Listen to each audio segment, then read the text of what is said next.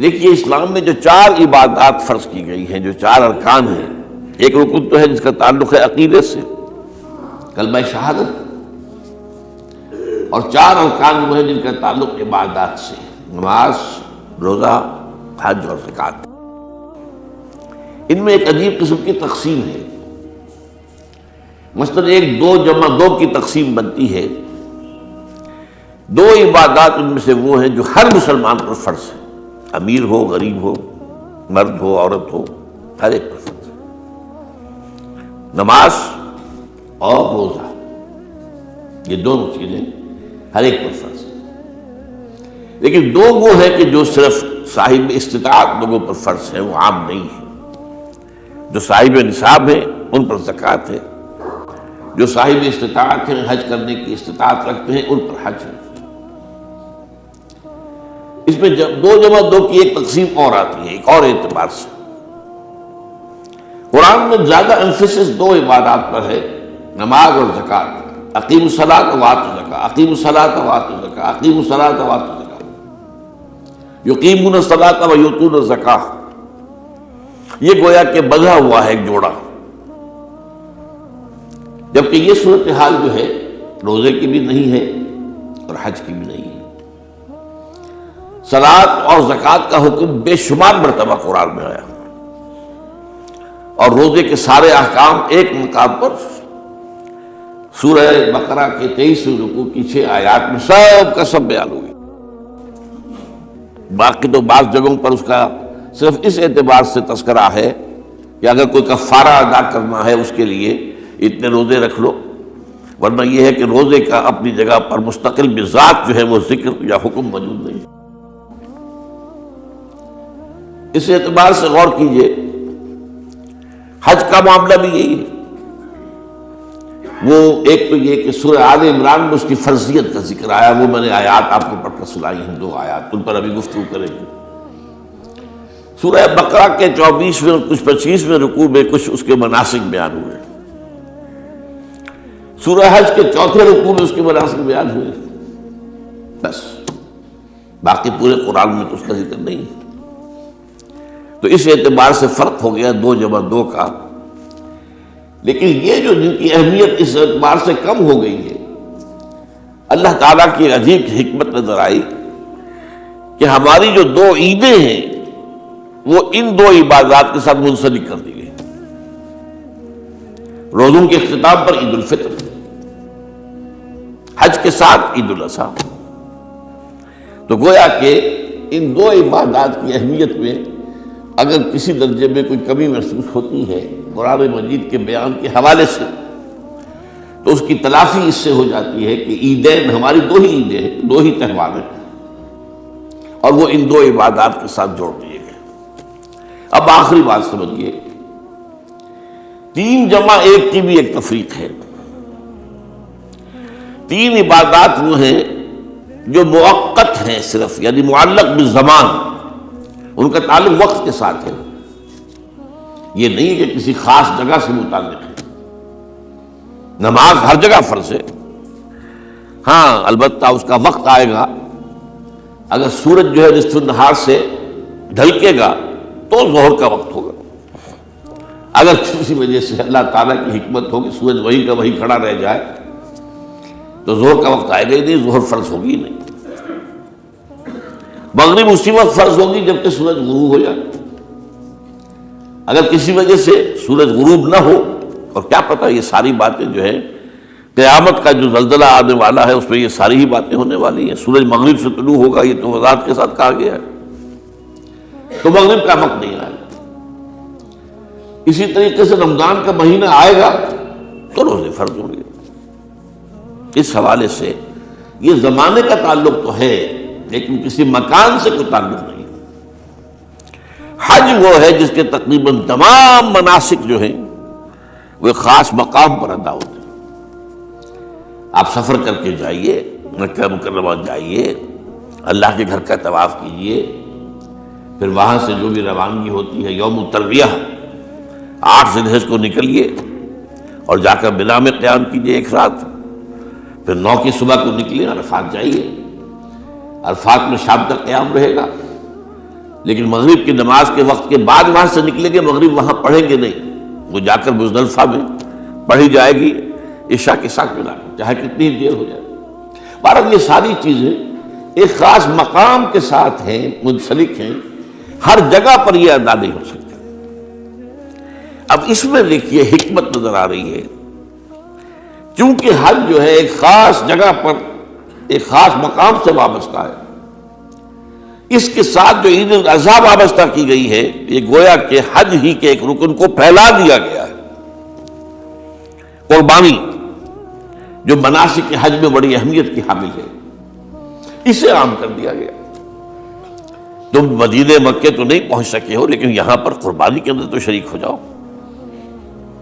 اور بعض مشابہتیں اور بتائی گئی ہیں کہ ذی الحج کا چاند طلوع ہو جائے تو اس کے بعد حجامت نہ کراؤ، ناخن نہ کاٹو، وہ جو کچھ بھی آپ کو معلوم ہے احرام کی کچھ پابندیاں ہوتی ہیں، ایک مشابہت کسی درجے میں، ٹھیک ہے ہم وہاں نہیں ہیں لیکن ان کے ساتھ ایک مشابہت پیدا ہو رہی ہے۔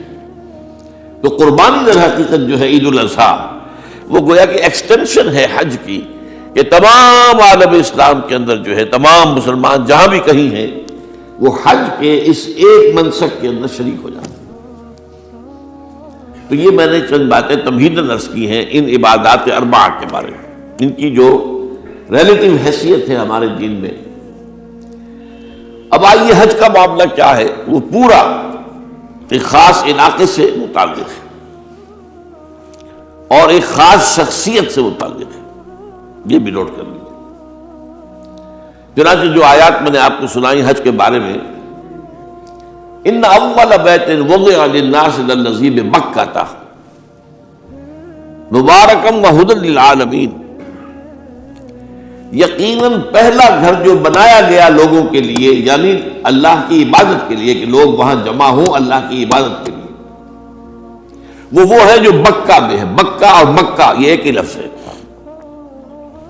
تورات میں مکہ کا لفظ آیا ہے، قرآن مجید میں مکہ۔ یہ تھوڑا فرق جو ہے یہ تلفظ کا ہو جایا کرتا ہے مختلف زبانوں کے اندر، جیسا کہ آپ کو معلوم ہوگا کہ آج کل جو عرب کے لوگ ہیں وہ قاف کو گاف پڑھتے ہیں، گل گم، قم کی بجائے گم، قل کی بجائے گل، اقول لک اقول لک، وہ گاف۔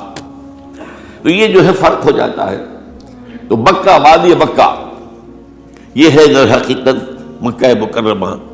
تو پہلا گھر جو بنایا گیا ہے، اور اس کے بارے میں جو یہ عام طور پر مشہور ہے کہ اس کے معمار حضرت ابراہیم ہیں، یہ بات صحیح نہیں ہے۔ اس کے معمار اول حضرت آدم علیہ السلام خود ہے۔ اول بیت ہے نا، پہلا گھر، تو کیا یہ ممکن ہے کہ آدم سے لے کر ابراہیم تک کوئی گھر اللہ کی عبادت کے لیے بنا ہی نہ ہو؟ تو ناممکنات میں سے اولا بیت میں خود دلیل موجود ہے۔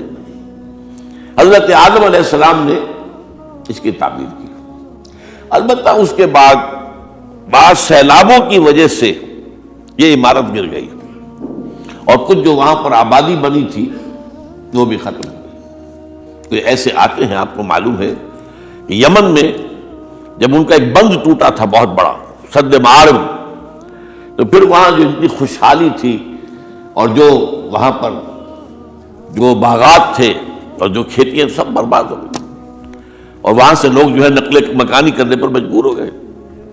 یہی یمن کے قبائل تھے جو جا کر شام اور عراق میں آباد ہوئے، یہی یمن کے دو قبیلے تھے جو مدینے میں آ کر آباد ہوئے، اوس اور خزرج، یہ یمن کے قبیلے تھے۔ تو اس بند کے ٹوٹنے کے بعد اگر خدا نہ خواستہ اگر ہمارا تربیلا ڈیم ٹوٹ جائے کیا ہوگا؟ پچھلے دنوں خبریں آئی ہیں اخبارات میں کہ ہندوستان میں غور ہو رہا ہے اس پر کہ تربیلا ڈیم کو اڑا دو۔ وہ سوچتے ہیں پاکستان کو ختم کرنے کی سبیل کیا ہو سکتی ہے، تو بڑی سمپل ہے اور بڑا آسان کام ہے، بمبارڈمنٹ کر دینا جو ہے، ٹھیک ہے ان کا جہاز آئیں، کچھ کو ہم گرا بھی لیں گے، کچھ تو آگا جو ہے وہاں پر وہ اپنے بم جو ہے وہ ہدف کے اوپر گرا جائیں گے، کیا ہوگا؟ یوں سمجھیے کہ جو سونامی کا آیا تھا سیلاب، وہ سونامی کا سیلاب آئے گا پاکستان کے اوپر، اور ہر چیز تباہ و برباد ہو جائے گی۔ کم سے کم یوں سمجھیے کہ تقریباً 100 میل کی چوڑائی میں، اور یہ سب جو ہے ریگستان بن جائے گا، ہر چیز ختم ہو جائے گا، خدا نہ خواستہ، خدا نہ خواستہ۔ دوبارہ سد معارف کے بعد یہ صورتحال واقع ہوئی تھی۔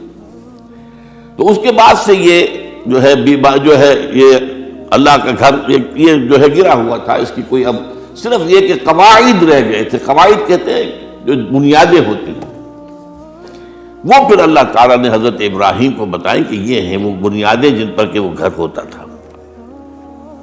وَإِذْ يَرْفَعُ إِبْرَاهِيمُ الْقَوَاعِدَ مِنَ الْبَيْتِ وَإِسْمَاعِيلُ، ان بنیادوں پر حضرت ابراہیم اور اسماعیل نے مل کر دو معماران حرم نے یہ عمارت جو ہے دوبارہ تعمیر کی ہے۔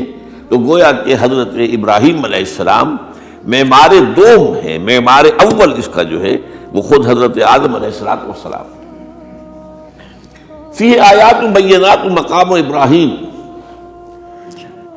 مقام ابراہیم ہے، جو بھی وہاں گئے ہیں انہوں نے دیکھا ہے کہ ایک پتھر تھا جس پر کھڑے ہو کر حضرت ابراہیم علیہ السلام تعمیر کر رہے تھے۔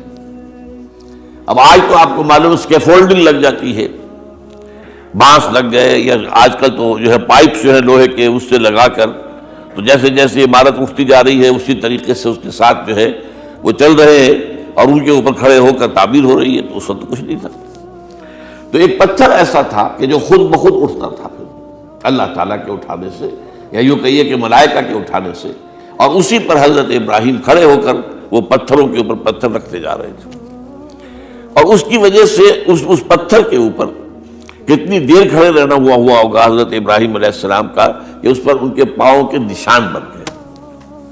وہ ہے مقام ابراہیم، جو آپ نے دیکھا ہوگا کہ وہاں ایک بہت خوبصورت قسم کا ایک پنجرا سا بنا ہوا ہے، اور اس کے اندر وہ مقام ابراہیم ہے۔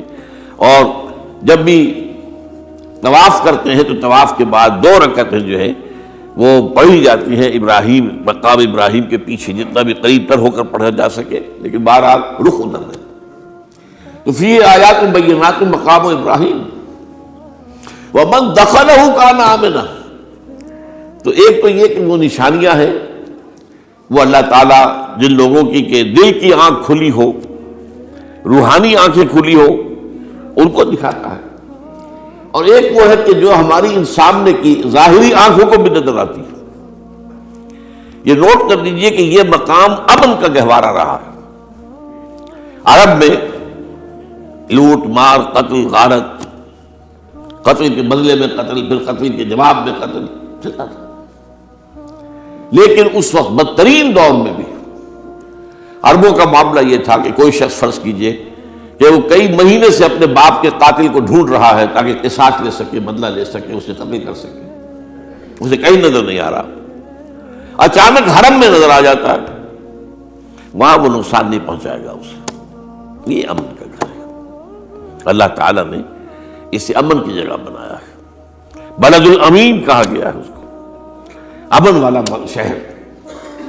تو یہ جو ہے یہ تو آج تک بھی اس کی جو برکت ہے وہ نظر آتی ہے۔ وَمَن دَخَلَهُ كَانَ آمِنًا وَلِلَّهِ عَلَى النَّاسِ حِجُّ الْبَيْتِ مَنِ اسْتَطَاعَ إِلَيْهِ سَبِيلًا، اور اللہ کا حق ہے اپنے بندوں پر کہ وہ حج کریں اس کے اس گھر کا، جو کوئی بھی استطاعت رکھتا ہو سفر کی۔ اگر زیادہ راہ ہے، خرچہ ہے، جانے آنے کے اخراجات مہیا ہیں، اور یہ کہ آپ پیچھے جن کو چھوڑ کر جا رہے ہیں ان کے لیے بھی اتنے وقت کا جو ہے وہ انتظام ہے کھانے پینے کا، گزارے کا، نان نفقے کا، تو آپ پر حج فرض ہو گئے۔ اب اگر اس فرضیت کے بعد کوئی شخص تاخیر کرتا ہے تو وہ بڑے گناہ کے اندر مبتلا ہے۔ جیسے ہی فرضیت ہو جائے، پہلا کام جو ہے، پہلا قرض جو ہے، یوں سمجھیے یہ اللہ کا قرض ہے بندوں پر۔ یہ لام جو آتا ہے، لام اور اعلیٰ، لام کسی کے حق کے لیے، اعلیٰ کسی کے اوپر حق ہونا۔ وَلِلَّهِ عَلَى النَّاسِ حِجُّ الْبَيْتِ مَنِ اسْتَطَاعَ إِلَيْهِ سَبِيلًا، یہ تو اللہ کا حق ہے لوگوں پر، لوگوں کے ذمے، یہ قرض ہے اللہ کا کہ اس کے گھر کا حج کریں، جائیں، طواف کریں، اور جو بھی اس کے مناسک ہیں ادا کریں، اور وہیں پر قربانی کا بھی ہے۔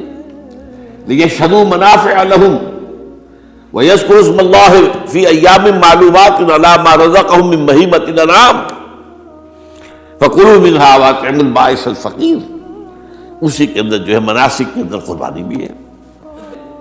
افریقہ میں آپ کو معلوم ہے، شمالی افریقہ میں زیادہ تر لوگ جو ہیں جیسے کہ ہندوستان پاکستان میں ویسے ہیں، لیکن آپ جنوب میں چلتے جائیے تو رنگ گہرا ہوتا چلا جائے گا، انتہائی سیاہ رنگ وہ بھی ہے، سب آ رہے ہیں، شکلیں جدا ہیں، زبانیں جدا ہیں، لیکن سب کے سب جو ہے ایک ہی نغمہ ان کی زبان پر ہے ایک ہی نغمہ، کہیں واضح کہیں مبہم، وہ ایک ہی مذہب، لبیک اللہم لبیک لبیک لا شریک لک لبیک ان الحمد والنعمت لک والملک لا شریک لک۔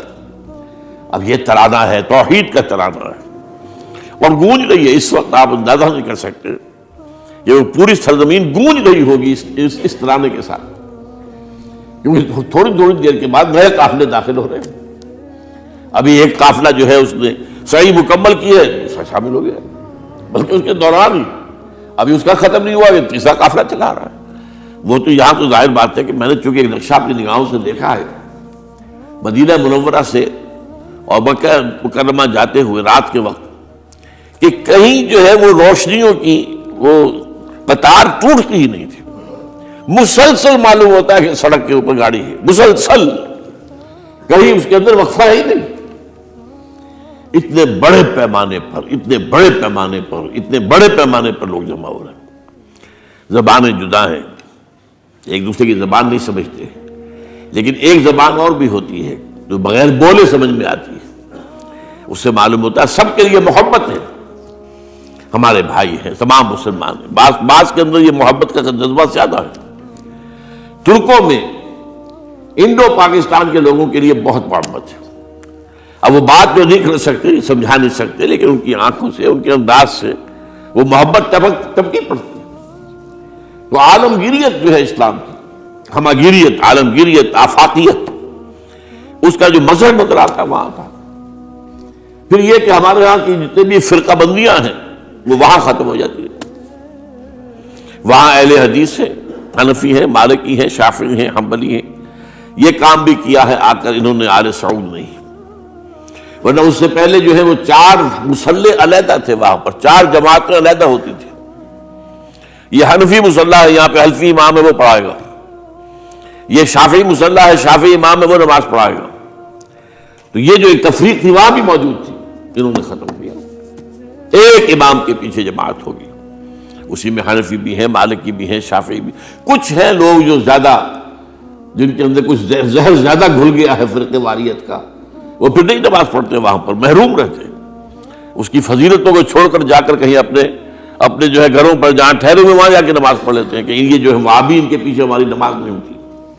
لیکن نہیں، عام طور پر ایسا نہیں ہے، عام طور پر سب لوگ جمع ہیں، نماز پڑھ رہے۔ اور ایک سب سے بڑا مشاہدہ جو ہوتا ہے، جو مجھے سب سے پہلے ہوا تھا پہلے حج میں، یہ 1962 کی بات ہے، تو میں نے محسوس کیا کہ یہ نماز کے اندر اختلافات جو ہے اسلام مسلمانوں میں صرف اتنے ہیں کہ جس سے جماعت نہیں ٹوٹتی۔ اختلافات ہے، رفع یدین ہے یا نہیں ہے، آمین بالجہر ہے یا نہیں ہے، اختلافات تو ہیں، لیکن جماعت نہیں ٹوٹتی۔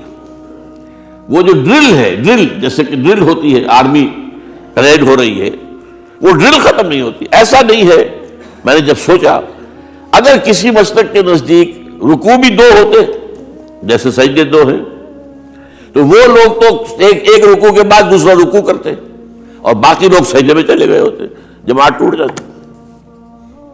یا اگر کسی کے نزدیک ہر رکعت کے اندر جیسے رکوع ایک ہے، سجدہ بھی ایک ہی ہوتا، تو کچھ لوگ تو ایک سجدہ کر کے کھڑے ہو جاتے ہیں اور دوسرے لوگ جو ہے دوسرا سجدہ کر رہے ہوتے ہیں، جماعت ٹوٹ جاتی۔ تو یہ میں سمجھتا ہوں کہ کس کی حکمت ہے، کس نے یہ طے کیا کہ ٹھیک ہے آپ میں رنگا رنگی بھی ہو، اے ذوق اس چمن کو ہے زیب، اختلاف سے اختلاف بھی ہے، رفع یدین بھی ہو رہا ہے، آمین بالجہر بھی ہو رہا ہے، نہیں بھی ہو رہا ہے، سب کچھ ہے، لیکن وہ اجتماعیت نہیں ٹوٹ رہی۔ یہ وہ یوں سمجھیے کہ یہ زندہ معجزہ ہے اسلام کا، یہ 1400 برس بیت گئے ہیں اور کتنے بڑے علاقے میں یہ اسلام پھیلا ہے، اور یہ کہ مختلف مسالک وجود میں آئے، اس میں کوئی شک نہیں ہے۔ حنفی ایک علاقے کے اندر آپ کو ملیں گے صرف شافعی، ہندوستان کا بھی مغربی ساحل کے صرف شافعی ملیں گے آپ کو، اس سے آگے آپ جائیے، چونکہ یہ عرب تاجروں کے ذریعے سے ایمان لائے ہیں، یہ لوگ سری لنکا کے لوگ ہیں، انڈونیشیا کے لوگ ہیں، ملیشیا کے لوگ، سب شافعی ہیں۔ ہندوستان میں چونکہ اوپر سے شمال سے آیا ہے اسلام، یہ ترکوں کے ذریعے سے آیا ہے، اور وہ کٹر حنفی تھے، یہاں حنفیت آئی۔ ترک جو ہے کٹر حنفی، یہ ترکی تو تھے جو آئے تھے۔ یہ کون تھا؟ محمود غزنوی کون تھا؟ سبکتگین کون تھا؟ الپتگین کون تھا؟ بختیار کاکی کون تھا؟ قطب الدین بختیار، یہ کون تھے؟ سب ترک۔ اور ترک بھی کون؟ غلامان، خاندان غلامان یاد کیجئے۔ لیکن بہرحال ان کے ذریعے سے جو اسلام ان کے ساتھ آیا ہے وہ خالص حنفی اسلام تھا، کوئی حرج نہیں۔ وہاں جا کر سب جمع ہو جاتے ایک وحدت کے اندر۔ تو یہ چند مشاہدات وہاں کے ہوتے ہیں جو ہماری ظاہری آنکھوں کو بھی نظر آ جاتے ہیں، جس کا کہ قلب کے اوپر بڑا گہرا اثر پڑتا ہے۔ اب میں ایک موضوع لے رہا ہوں، یہ جو قربانی کا مسئلہ ہے، اس کے بارے میں ایک زمانے میں تو بہت منکرین حدیث کی طرف سے اس کے خلاف بڑی جو ہے ایک مہم چلی تھی کہ ختم کیا جائے اس کو، یہ خام خواہ جو ہے خرچ ہوتا ہے بہت بڑا، اور ضائع ہوتا ہے گوشت، اتنے بڑے پیمانے پر گوشت ہوتا ہے، کھایا نہیں جاتا۔ اچھا، ایک زمانے میں فریج بھی نہیں تھے، یہ بھی نہیں کہ آپ محفوظ کر دیں، گوشت ضائع بھی ہو سکتا تھا، اور بھی چیزیں جو ہے وہ گوشت کی وہ صحیح طور سے استعمال نہیں ہوتی تھی۔ تو اس کے اوپر بڑا پروپیگنڈا منکرین حدیث کا رہا کہ یہ جو ہے قربانی صرف حج کے موقع پر ہے۔ میں اس کی نفی کے لیے آج آپ کو بتا رہا ہوں کہ سورہ حج کے اندر جو دو رکوع ہیں، ایک چوتھا ایک پانچواں، چوتھے رکوع میں بھی قربانی کا ذکر ہے، پانچویں میں بھی قربانی کا ذکر ہے۔ یہ ایک دم جو ہے ایک جگہ پر جو دو طرح کی قربانیوں کا ذکر ہو رہا ہے، یہ کیوں ہو رہا ہے؟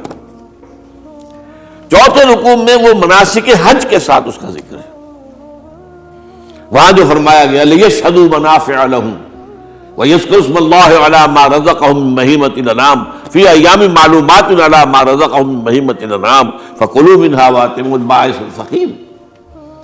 وہاں پہ قربانیاں دو، پھر اللہ کا نام لو، ان جانوروں پر جو اللہ نے تمہیں عطا کیے ہیں، ان جو معین دنوں کے اندر دو، فی ایام معلومات، اور پھر اس میں سے خود بھی کھاؤ، اور جو ہے جو جیسے صدقہ کا گوشت ہوتا ہے وہ نہیں ہے، وہ قربانی کا گوشت ہے، اس میں سے آپ خود بھی کھائیں اور غرباء کو کھلائیں، غریبوں کو دیں، مساکین کو دیں۔ تو یہ پورا حکم آ چکا چوتھے رکوع کے اندر۔ پانچواں رکوع پورا کا پورا جو ہے وہ عید الاضحیٰ پر ہے میرے نزدیک۔ یہی حکمت صوم کے بارے میں ہے کہ وہاں جب ایک حکم تکرار کر کے آیا کہ پہلے فرما دیا گیا فَمَنْ كَانَ مِنْكُمْ مَرِيضًا أَوْ عَلَىٰ سَفَرٍ فَعِدَّةٌ مِّنْ أَيَّامٍ أُخَرَ، اگر بیمار ہو کوئی اور یہ یہاں کے سفر پر ہو تو وہ تعداد دوسرے دنوں میں پوری کرے۔ پھر کیا وجہ دوبارہ آ رہا ہے؟ شہر رمضان الذی انزل فیہ القرآن ھدی للناس وبینات من الھدی والفرقان فمن شہد منکم الشہر فلیصمہ ومن کان مریضا او علی سفر فعدۃ من ایام اخر۔ کیوں؟ یہ تو ادبی اعتبار سے یہ کلام کا عیب شمار ہوتا ہے، تکرار بلا کسی سبب کے، نہیں، سبب کے بغیر نہیں ہے۔ وہاں کیا تھا؟ وہاں ان دو رعایتوں کے ساتھ تیسری بھی شامل تھی کہ اگر صحیح ہو اور مقیم ہو پھر بھی روزہ نہ رکھو تو ایک مسکین کو کھانا کھلا دو۔ یہ رعایت ختم ہوئی ہے رمضان کے روزے کے ساتھ، اب رکھنا پڑے گا روزہ، اور اگر بیمار ہو یا سفر پر ہو تو ٹھیک ہے، دوسرے دنوں میں پورا کرو، پورا کرنا لازم ہے اس کو۔ تو یہ چیز جو ہے یہ در حقیقت کسی وجہ سے ہوتی ہے۔ بالکل یہی بات ہے سورہ حج کے چوتھے رکوع کے اندر، وہ جو قربانی ہے حج کے ساتھ اس کا ذکر آ چکا۔ اب سنیے یہ جو آ رہا ہے، فرمایا وَلِكُلِّ أُمَّةٍ جَعَلْنَا مَنْسَكًا، ہر امت پر ہم نے ایک جو ہے قربانی کا معاملہ نازل وہ جو ہے فرض کیا ہے۔ میں نے چونکہ آج شروع میں کہا تھا کہ صوم اور حج میں کچھ مشابہتیں ہیں۔ دیکھیے صوم کا حکم بھی آیا تھا تو کس طور سے آیا تھا؟ یا ایھا الذین آمنوا کتب علیکم الصیام کما کتب علی الذین من قبلکم لعلکم تتقون، اہل ایمان تم پر روزہ رکھنا فرض کیا گیا جیسے کہ فرض کیا گیا تھا ان پر جو تم سے پہلے تھے۔ یہاں پر اسی حوالے سے بات ہو رہی ہے کہ اے مسلمانوں، یہ قربانی صرف تم پر فرض نہیں کی جا رہی، یہ تو ہر امت پر، ہر نبی ہر رسول کی امت۔ وَلِكُلِّ أُمَّةٍ جَعَلْنَا مَنْسَكًا لِيَذْكُرُوا اسْمَ اللَّهِ عَلَيْهَا، تاکہ وہ نام لیں اللہ کا، علی ما رزقہم من بہیمۃ الانعام، جو کچھ اللہ تعالیٰ نے انہیں رزق دیا ہے، یہ چوپائے جو ہیں حیوانات قسم کے، ان پر اللہ کا نام لے کر چھری پھیری جائے، اللہ کے نام سے ان کو ذبح کیا جائے۔ فَإِلَٰهُكُمْ إِلَٰهٌ وَاحِدٌ فَلَهُ أَسْلِمُوا، تو یہ جان لو کہ اس قربانی کی اصل روح کیا ہے؟ وہ یہ ہے کہ اللہ تمہارا ایک الہ ہے، اسی کے سامنے تمہیں سر جھکانا ہے۔ یہ روح تقویٰ اگر نہیں ہوگی تو یہ قربانی بے معنی ہو جائے گی۔ نماز و روزہ و قربانی و حج یہ سب باقی ہیں، تو باقی نہیں ہے۔ جب اللہ تعالیٰ کے ساتھ تعلق نہیں ہے تو یہ ساری چیزیں ریچولز بن جائیں گی۔ اب یہ بھی ہوتا ہے، 20 25 ہزار کے بکرے جو ہیں وہ لوگ لیتے ہیں، پھر ان کو گھماتے ہیں، پھراتے ہیں، ان کے اوپر ریشمی چادریں چڑھاتے ہیں، ان کو جو ہے وہ مہندی لگا کر، بہرحال وہ چیزیں جو ہے یہ اظہار اس طرح کا یہ تو پسندیدہ نہیں ہے۔ تو یہ تو لوگوں کو دکھانے کی بات ہے اور اپنے پیسے کی جو ہے اپنی دولت کے اظہار کا ایک ذریعہ ہے۔ لیکن یہ کہ بہرحال قربانی انسان کرے اور یہ کہ اس کے اندر روح جو ہے تقویٰ کی وہ موجود ہوگی۔ فَإِلَٰهُكُمْ إِلَٰهٌ وَاحِدٌ فَلَهُ أَسْلِمُوا وَبَشِّرِ الْمُخْبِتِينَ، اور اے نبی ان لوگوں کو بشارت دے دیجئے کہ جو اللہ کے سامنے جھکے رہتے ہیں، خشوع اور خضوع کی شکل اختیار کرتے ہیں۔ الَّذِينَ إِذَا ذُكِرَ اللَّهُ وَجِلَتْ قُلُوبُهُمْ، وہ لوگ کہ جب اللہ کا نام لیا جائے تو ان کے دل لرز اٹھتے ہیں۔ وَالصَّابِرِينَ عَلَىٰ مَا أَصَابَهُمْ، اور صبر کرنے والے جبکہ اس چیزوں پر کہ جو اللہ کی طرف سے ان پر آ گئی ہوں، مصیبتیں، کوئی تکالیف۔ وَالْمُقِيمِ الصَّلَاةِ، اور نماز کو قائم کرنے والے۔ وَمِمَّا رَزَقْنَاهُمْ يُنْفِقُونَ، اور جو کچھ ہم نے انہیں دیا ہے اس میں سے خرچ کرنے والے۔ یہ ایک نظام ہے پورا کا پورا جو آیت میں بیان کر دیا گیا، اس کا ایک جز جو ہے وہ یہ بھی ہے وَلِكُلِّ أُمَّةٍ جَعَلْنَا مَنْسَكًا، یہ قربانی کا معاملہ جو ہے یہ بھی ہم نے ہر امت کے اوپر فرض کیا، ہر امت جو ہے اس کے اوپر لازم کیا گیا، اور اے مسلمانوں آج تم پر بھی لازم کیا جا رہا ہے۔ وَالْبُدْنَ جَعَلْنَاهَا لَكُم مِّن شَعَائِرِ اللَّهِ، اور یہ جو قربانی کے اونٹ ہیں، یہ خاص طور پر چونکہ عرب میں تو اونٹ کی قربانی ہوتی تھی، دوسرے جانور تو وہاں کم ہوتے ہیں، اور بہرحال ان کی قیمتی متاع بھی اونٹ ہے۔ وَالْبُدْنَ جَعَلْنَاهَا لَكُم مِّن شَعَائِرِ اللَّهِ، یہ اللہ تعالیٰ کے شاعر میں سے یہ اونٹ جو ہے یہ قربانی کا اونٹ ہے، یہ مکے لے جایا جا رہا ہے، یا یہ بکرے اور یہ مینڈے جو ہیں یہ قربانی کے ہیں، یہ وہاں جا رہے ہیں، تو یہ بھی گویا کہ ایک طرح سے اللہ کی نشانیاں بن جاتی ہیں۔ ان کے حوالے سے اللہ تعالیٰ کا ایک تصور اور اللہ تعالیٰ کے ساتھ ایک ذہنی رشتہ قائم ہوتا ہے۔ لیکن فیہا خیر، تمہارے لیے اس میں خیر ہے، بھلائی ہے۔ چنانچہ جب وہ جاتے تھے حج کے لیے تو جو بھی ان کے ساتھ دودھ دینے والا جانور ہے، قربانی کی نیت ہے لیکن دودھ جو ہے اس کا استعمال کر سکتے ہیں درمیان میں، اور بھی کوئی اگر ان کی کوئی چیزوں سے فائدہ اٹھانا ہو، لکم فیہا خیر۔ فاذکروا اسم اللہ علیہا، تو اب ان کا اللہ کا نام لو اس کے اوپر، صاف صفے باندھ کر وہ اونٹ کھڑے ہوتے ہیں اور ان کو نحر کیا جاتا ہے۔ آپ کو معلوم ہے ذبح نہیں ہوتا اونٹ، اتنا بڑا جانور ہے، گردن کتنی موٹی ہے، اس کا ذبح کرنا بڑا مشکل ہے۔ نہر کہتے ہیں اس کو۔ کھڑا ہے اونٹ اور ایک برچھا، چھوٹا سا برچھا ہے جو اس کے یہاں گردن کے یہ جہاں آ کر دونوں ہنسلیاں ملتی ہیں وہاں پر مارا جاتا ہے، اور یہاں سے جو بہت بڑی وین ہے وہ در حقیقت ایورٹا وہ جو ہے ختم ہوتا ہے، تو وہاں سے خون کا پھر فوارہ